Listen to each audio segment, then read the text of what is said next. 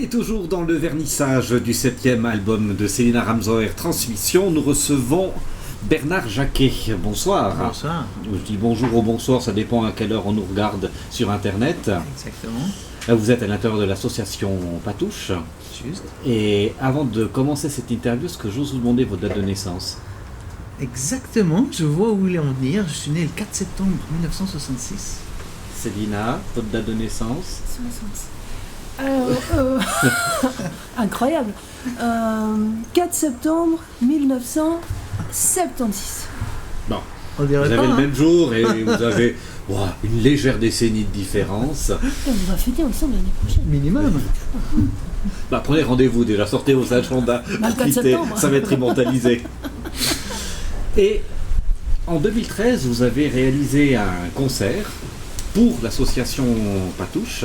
Et j'aimerais que vous m'expliquiez, Célina, qu'est-ce qui vous a rendu sensible à la cause que défend cette association? Ce qui me rend sensible, oui, c'est la cause elle-même, celle qui est de la protection des enfants. Je pense que c'est bien que ce soit toi d'abord qui explique en quoi consiste exactement l'association Patouche. Puis après, je pourrais développer, mais j'aimerais bien que... D'accord, on va Bernard mettre le cadre. explique. Alors, je pensais que vous alliez le faire, mais Non, parce que... Mais ce serait là. bien que ce soit toi, Bah oui, Célina. à notre C'est vrai, regard. un Non, mais moi, regard externe. Mais moi, je peux expliquer pourquoi je suis sensible, parce que je trouve atroce le fait qu'on puisse imaginer qu'un seul enfant sur la planète puisse souffrir. Je veux dire, c'est incroyable, on est en 2015, et c'est un mal qu'on n'arrive toujours pas à éradiquer. Je parle de l'international, mais on est en Suisse, on est en Valais, et en Valais, on sait qu'il y a, Bernard pourra en parler mieux que moi, il y a des chiffres qui sont Incroyable. il se trouve sur le site. Alors, Bernard, allons-y, on a parlé juste avant l'émission. Moi, j'étais surpris de trouver X milliers de cas. Donc là, c'était en Suisse romande, je suppose. Oui. 9000 en ce qui concerne justement des attouchements sexuels au sein d'une famille. Et puis après, des cas de violence vis-à-vis des enfants. Et là, j'en avais 1900. Mais j'ai l'impression que ces chiffres, il faut les relativiser et les approcher différemment. Alors, c'est à vous. Voilà, alors Patouche prévient la violence envers les enfants et les adolescents. Et c'est vrai que les statistiques de la Suisse romande disent qu'il y a 1400 enfants, généralement chaque année, qui sont abusés et victimes de toutes sortes de formes de violence. Les spécialistes s'accordent à dire que c'est le 10%. Ça veut dire qu'il y a 14 000 enfants en Suisse romande chaque année qui sont victimes de mauvais traitements ou d'abus. En Valais, les statistiques sont à 163 pour l'année passée, ce qui veut dire 1600 enfants environ. Alors c'est un chiffre juste incroyable, et c'est tellement incroyable qu'on ne peut pas ne pas faire quelque chose. Donc, depuis combien d'années vous êtes investi à l'intérieur de cette cause? Alors depuis 2000, Patouche officiellement a été créé en 2004, on a fêté nos 10 ans l'année passée, et on essaye vraiment de faire changer les choses, de faire connaître cette problématique qui est une problématique importante. C'est environ, il y a 30 fois plus d'enfants victimes d'abus que d'enfants victimes de la route. Et Dieu sait ce qu'on fait, tout ce qui est bien, tout ce qu'on fait pour prévenir les accidents de la route. Et là, on a une problématique 30 fois supérieure, et on a de la peine à faire des choses importantes. On a de la peine à trouver des financements, on a de la peine à mettre la problématique sur la table. Alors, on va prendre les choses les unes après les autres. Là, on est dans la théorie. En pratique, vous avez commencé à agir à l'endroit où on le peut pour justement sensibiliser les enfants, c'est dans les écoles. Un enfant, c'est innocent. Un innocent, vous lui faites croire n'importe quoi. Vous le dites, ça c'est normal, il va vous croire. Donc la première chose à faire, c'est à dire aux enfants quel est le danger. Qu'est-ce qui est normal, qu'est-ce qui n'est pas normal. Comme pour traverser la route. Il faut apprendre le danger pour pouvoir l'éviter. Mais si on n'en parle pas, comment voulez-vous éviter quelque chose que vous ne connaissez pas? Donc c'est ça l'idée, on va donner des cours dans les classes. Par qui sont développés ces cours? Parce que c'est une problématique tellement sensible qu'il faut, je pense, beaucoup de connaissances pédagogiques pour arriver à sensibiliser les enfants. Alors les cours ont été développés par l'association Patouche. Ils répondent aux principaux critères de l'OFAS, l'Office fédéral des assurances sociales, qui a émis une recommandation scientifique à ce sujet. Les cours ont été développés donc par l'association Patouche, on a été validés par le département de l'instruction publique et nos cours sont reconnus. Patouche est aussi une ONG reconnue d'utilité publique. Donc tout ça, ça a été fait dans les règles de l'art et validé, checké par des scientifiques. Les cours sont dispensés par nos intervenants qui sont formés par l'association Patouche et ils vont dans les classes pour exposer ce problème-là aux enfants et les moyens d'éviter. Les classes toutes âges confondus ou bien alors c'est clair que vous ciblez plutôt les primaires ou les enfantines? Alors on a dû mettre un... C'est clair qu'en montant ce cours-là, chaque fois on voyait des nouveaux cas, chaque fois les enfants étaient plus jeunes. Et on était en train de monter ce cours et un enfant de 6 mois qui était victime d'abus, on s'est dit bon ben voilà, on a des limites et on s'est dit que peut-être 6 ans, ce serait le bon âge pour commencer, attendre que les enfants aient acquis les belles choses de la vie pour leur parler des choses qui sont nettement moins rigolotes, on va dire ça, hein. Donc les choses dramatiques de la vie, c'est peut-être mieux d'en parler une fois qu'on a acquis les belles choses. On va laisser après, on s'est dit que la responsabilité des parents, jusqu'à 6 ans, même plus, elle est importante, mais à partir de 6 ans, on pouvait gentiment éveiller les enfants au danger et à ce qu'ils puissent eux-mêmes intervenir au cas où les adultes qui les entourent étaient défaillants. Dans la chanson que dédie Célina à son fils, elle se pose des questions, savoir si elle a tout bien fait dans la transmission, dans l'éducation. Vous êtes des fois confrontés par rapport à des parents qui pensent bien faire et puis qui en fait sont totalement à côté de la plaque? Nous, on n'est pas là pour juger ça. En tant que parents, c'est vrai qu'on essaye toujours de faire du mieux qu'on peut. Il y a une fameuse dicton qui dit tout ce qui est fait avec amour, généralement c'est juste, mais c'est vrai qu'il y a quand même quelques principes de base qu'il est intéressant de connaître. Et je suis toujours interpellé parce que bien souvent, quand on vient parent, ben voilà, on n'est pas tellement préparé. On nous parle de beaucoup de choses intéressantes, préparation à l'accouchement, allaitement, tout ça, mais en tout cas à mon époque, quand j'étais père, on ne nous proposait pas des cours comment devenir parent, quelles sont les erreurs, disons que les 10 erreurs à ne pas faire et les 10 points importants. Voilà. C'est un peu la responsabilité de chacun de se renseigner, d'avoir le temps de voir ce qu'il faut faire et ne pas faire avec un enfant. Et quelque chose qui me choque vraiment, c'est que pour avoir un chien, il faut un permis.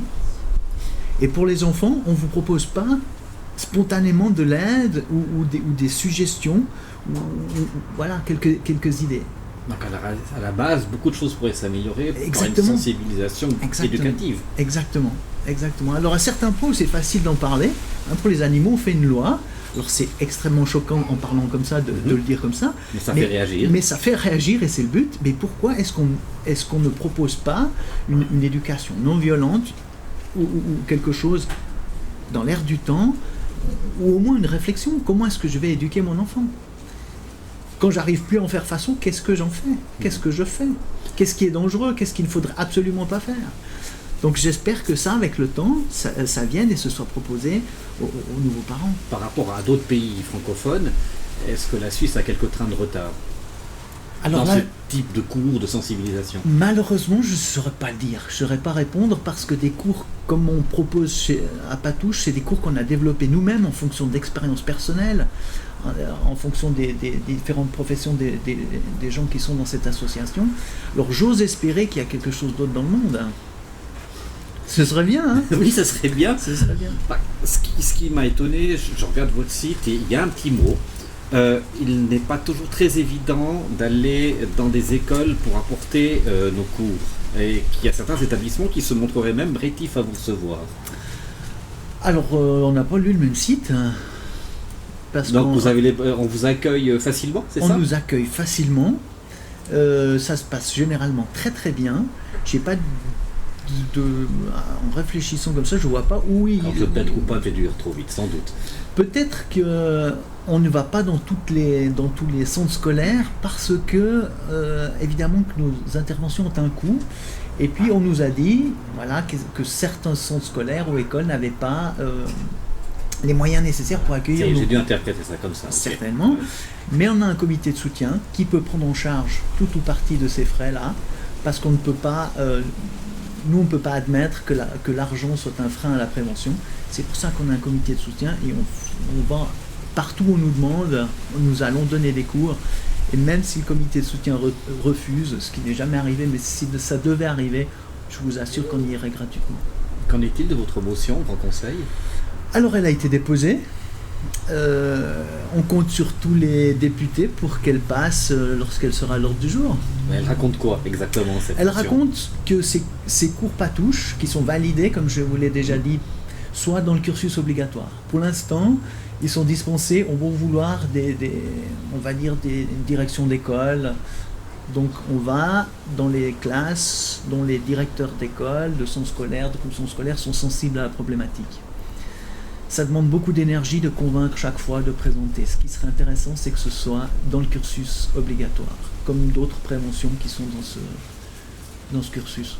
Vous pouvez toucher du bois, là, juste à côté. Vous pensez que ça va rencontrer un écho favorable auprès de la classe politique et que, quelque part, ça va pouvoir avancer ? Alors, cette motion a été déposée et signée par tous les partis politiques.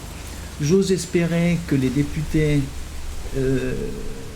suivent cette motion-là et nous serons très attentifs au vote, parce que je pense que la protection des enfants est au-dessus des partis. Je pense que chaque député doit avoir à cœur de défendre l'élément le plus faible de notre société. Alors Célina, je peux revenir maintenant vers vous, vu qu'on a posé un cadre on ne peut plus complet. À un moment, en 2013, quand vous avez fait ce concert, qui a approché qui ? Est-ce que c'est Patouche qui a approché Célina ou c'est Célina qui s'est dit tiens, je pourrais faire quelque chose pour vous ? Alors si mes souvenirs sont bons, j'avais reçu une publicité, je pense, via Internet de la part de Patouche et j'ai répondu spontanément et rapidement, alors que j'étais pas forcément censée le faire, en disant un truc de style,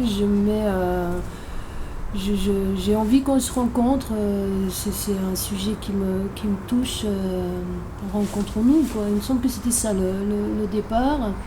On s'est rencontrés avec Bernard, on a parlé du fait de faire une soirée, un spectacle, mais tout de suite je lui ai dit, j'allais un peu à l'inverse de ce que je voulais faire. Je lui ai dit, tu sais, je suis pas sûre